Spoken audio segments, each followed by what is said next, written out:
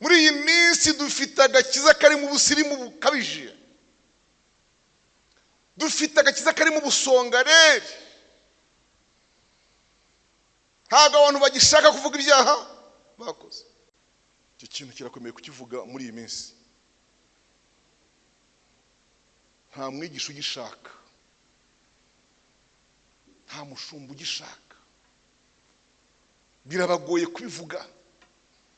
Uzi impamvu bigoye se? Uzi impamvu bigoye?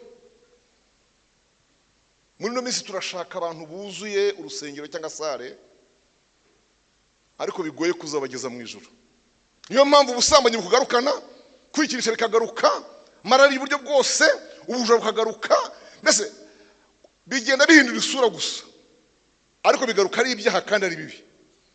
Nuko wabaho ntiwagize umunsi. Indimi z'umwuka ntituzitoza, ntituzirepeta, ntituzigana. Oya,